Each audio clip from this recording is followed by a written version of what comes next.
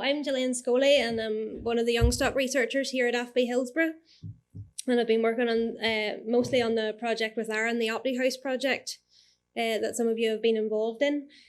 But today I'm going to begin by talking about the first few hours of life and how we can make sure that calves get the best start in life. And we do that through good colostrum management, which is essential for calf health, survival and future productivity. So why is colostrum so important?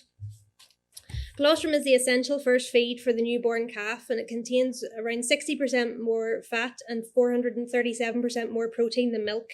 So it's a really good source of energy for the calf. As well as this, colostrum contains maternal antibodies, which help protect from disease challenges in early life. And research has also indicated that it has a positive impact on future health and performance. But if we want to maximise the benefits, we need to make sure that it's handled and administered properly. And although that we have seen improvements in that area, and you're probably fed up of hearing about colostrum, we still have a bit of a way to go, so that's why we're going back over it again.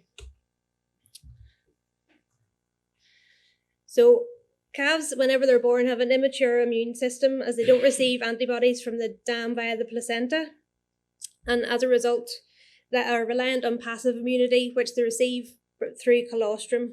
So if calves don't receive an adequate amount of good quality colostrum, they're at risk of suffering from failure of passive transfer, or FPT. And FPT is indicated when calves show a serum blood level that's less than 10 mg per mil of IgGs. And we know that failure of passive transfer has a huge impact on calf survivability, as 71% of calves postmortem by VSD in 2016 exhibited FPT. In the colostrum study, there were 3,236 calves born, and 34% of those calves had serum IgG levels that were less than 10 mg per mil, so they had suffered from failure of passive transfer. And the calves that had FPT were 3 times more likely to die before the age of 3 months, whereas the calves that received quality colostrum were 38% less likely to have FPT, so it has a huge impact on the calves. In terms of that's the on-farm study, we can also see that FPT had a huge impact on mortality.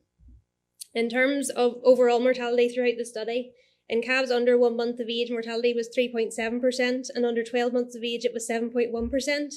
But if you look at the table, we can see that calves that suffered from FPT had 6% mortality, as opposed to those that had successful passive transfer, and they were 3.2%, so double the amount of calves died if they had FPT. We can also see an increase in pneumonia and illness in calves that had suffered from FPT.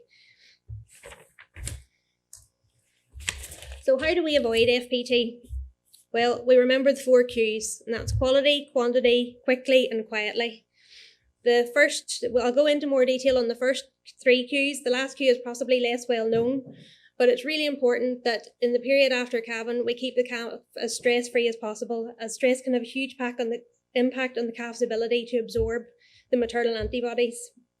So we want it quiet, calm, and at all times we have to remember hygiene, because that can have a really huge impact on colostrum quality. So quality, the goal is to feed colostrum that contains an IgG level of over 50 mg per mil. And what we really want to avoid is any colostrum containing under 20 grams per litre, under 20 grams per litre of IgG. As part of the on-farm colostrum project, 1,239 colostrum samples were taken, and 67% of those samples exhibited low levels of IgG, and 28% were under the 20 grams per litre level. So it's a real risk on farm for FPT and an impact on calf survivability. But not all colostrum is equal, and we also found a huge variation in the on-farm samples in terms of nutritional composition, and also a very high level of bacterial contamination. And ideally, if we're feeding colostrum, we want it to be under 100,000 CFU for the TVC count. So this really highlights the importance of testing colostrum quality routinely, and you can do this with devices that cost as little as £20 that Laura will be showing you a bit later on, which is the colostrometer, the bricks refractometer, and we also have a digital refractometer, which is a bit more expensive. But the one on either side, they cost around £20. And we found that in the Optihouse project, where 66 dairy farms were surveyed, only 13.6% of farms were routinely testing the colostrum. So there's massive room for improvement there. So what influences colostrum quality? Well, there are a number of variables, this including length of dry cow period, dry cow nutrition, time of collection, breed, and parity. There's also a bit of a myth around heifer colostrum from first-time calvers. A lot of people think that it's not good enough quality to feed to their calves, but in reality, on the on-farm study, we found that 44% of the colostrum from first-time calvers had an IgG level of over 50 grams per litre, which makes it quality colostrum. So if you're not testing it, you don't know. You could be throwing away colostrum that is useful for the calf. So you really, really need to start developing a protocol which involves testing the colostrum to ensure that you're giving high quality feed to the calf. In terms of management, there's a number of variables that can affect the quality of colostrum. In a study here at AFBI, we examined the effect of vaccination of the dam on colostrum quality. So if the dams are vaccinated, they produce antibodies against specific pathogens, and these can be passed to the calf via the colostrum. So we examined a group of non-vaccinated and vaccinated cows for E. coli, rotavirus, and coronavirus. And you can see on the far side of this table at the top, you had a massive increase in percentage of antibodies present in cows that were vaccinated. But you really have to follow the manufacturer's guidelines, because if you're we examined how the impact of not following the guidelines, and if you're vaccinating within 3 weeks of calving, there's a huge reduction in the antibodies present. It's really important to follow the guidelines, or it's not going to work properly, and it's going to impact your quality of colostrum. So if you are vaccinating and your quality still isn't there, and you're wondering why, you need to check your management protocols during the dry cow period. Another issue in the dry cow period is the length of dry cow period. So a dry cow period of less than 8 weeks when compared to one over 16 weeks, there was a massive decrease in colostrum IgG in those cows that had a dry cow period of less than 8 weeks. So really important to look at your dry cow management practices and develop a protocol. Another part that can affect colostrum quality is the handling and storage. So once we get the colostrum, what do we do with it? Bacterial contamination can double every 20 minutes in warm colostrum. So we examined how storage we had a study examining how storage temperature can affect bacterial load. And as you can see from the graph, if you're storing the colostrum at 4 degrees in a fridge, it remains under the 100,000 limit of TBC.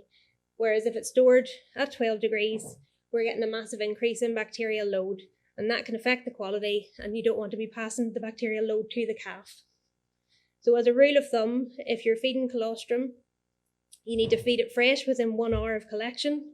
If you're not feeding it fresh within 1 hour, it needs to be stored in a clean, covered container in the fridge, and it can be stored there for up to 24 hours and then used. And if you're not feeding it within the 24 hours, it can be stored in flat bags, 2 litre bags, mark up the dam ID, the quality of the colostrum, when it was collected, and store it flat in the freezer, and it can be stored in the freezer for up to 1 year at -20. So you'll always have a stock of good quality colostrum, and you know where it's come from. So on to quantity and how much should be fed. Ideally, calves need between 150 to 180 grams of IgG in the first feed. So if colostrum quality is at the level of 50 grams per litre, a 3 litre feed should provide adequate passive transfer. But if your quality is down at 20 grams per litre, you need to feed the calf 7.5 litres of colostrum just to get the 150 grams of IgG, and that's not possible or advisable. Ideally, you need to be feeding between 3 to 4 litres, maximum of 4 litres, of good quality colostrum to be able to give the calf the immunity that it needs. The survey part of the Colostrum project, 44% of farms were feeding less than the 3 litre of colostrum in the first feed. We've seen a bit of improvement there, as in the recent Optihouse project, 19.7% of farms, of the 66 farms, were feeding less than 3 litres. So we're definitely getting there in terms of we know we need to feed 3 to 4 litres. And this really decreases the risk. If you're feeding that amount of good quality colostrum, it really decreases the risk for AFPT. In a study done by Amanda Dunn as part of her PhD, she examined feeding 5% or 10% of birth weight in colostrum immediately after birth. And as you can see from the graph, we know that the blood IgG level we need is to indicate successful passive transfer is 10 mg per mil. And in 5% column, it's just 12.3 when you're feeding 5% of birth weight. So it's just marginally over the value for successful passive transfer. Whereas if you're feeding 10% of body weight, it's double what we need. So it really gives the calves good protection. And you can see that it also had a positive impact on scar index, with less scarring in the calves that have received the 10% body weight in colostrum. We checked the data a bit further and we modelled it, and providing calves with 10% of their birth weight in colostrum up to the 4 litres in the first feed would mean that it would be possible to achieve successful passive transfer in 86% of calves, which is a real benefit to the herd. But it's really important. We don't really ideally want to go over the 4 litres. Up to 4, the abomasum is small. You don't want to overload the calf. If you want to feed more than the 4 litres, split the feeds out. So feed them 3 to 4 litres in the first feed, then a few hours later you can give them a top-up feed. So timing is critical for delivery of the colostrum, and you want to give adequate quality colostrum as soon as possible after birth, preferably within the first 2 hours of birth, but definitely within the first 6 hours of birth. And this is for a number of reasons. First one being IgG concentration depletes rapidly as the colostrum is held in the udder. It becomes more dilute. So you want to get it out of the cow and into the calf as soon as possible. Secondly, the calf's ability to absorb IgG into the bloodstream diminishes over time, and it's completely blocked after the first 24 hours. So any colostrum fed after the first 24 hours gives localized immunity in the gut, but it won't get into the bloodstream. And you can also see from the bar chart at the top, colostrum IgG concentration depletes rapidly between first and third milkings. There's a 50% reduction in IgG level, so it really does diminish quickly, which is why you want to get the 3 to 4 litres into the calf as soon as possible after birth. So why do we want to do this? These results are pulled together from several studies, and they were from calves receiving either low, medium or high quality colostrum. And you can see that in calves that were offered a high level of colostrum, there was an increase in weight, there was improved live weight gain, there was a reduced age at slaughter, a decrease in veterinary costs by about $10 per calf, there was a 1,000 litre increase in first lactation yield, and a 1,500 litre increase in second lactation yield. So it really has positive impacts on your calf. And with all of these improvements, that also reduces rearing costs, as if the calf isn't growing as it should be and reaching its targets to calve at 24 months, it can cost you an extra £2.87 per day to rear that calf.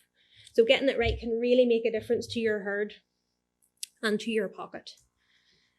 So in sum, a colostrum checklist, you want to set up a protocol for a birth management plan and a colostrum management plan. Have it in your calving shed. Make sure anybody that is calving, looking after the calves, knows that protocol inside and out. And make sure that it's easy to follow. You feed 8.5 to 10% of birth weight in colostrum up to a maximum of 4 litres within the first 6 hours of life. Remember to check the quality, conduct the routine testing of the colostrum. Don't feed any colostrum from Youngnaise positive cows. Try to avoid the use of pooled colostrum, as that introduces a lot of variation into the quality. Check the immune status and see if you are achieving successful passive transfer. Work alongside your vet. They can do ZST tests very simply, very quickly, to see if passive transfer has occurred in your herd. Maintain accurate calf performance and health records and review them. There's no point of recording them if you're not going to look at them and see where improvements can be made. And implement the strict biosecurity and hygiene protocols to make sure the calving area is as clean as possible and as stress-free as possible for the calf. Because investing time in doing all of these things can really maximise the benefits to your herd.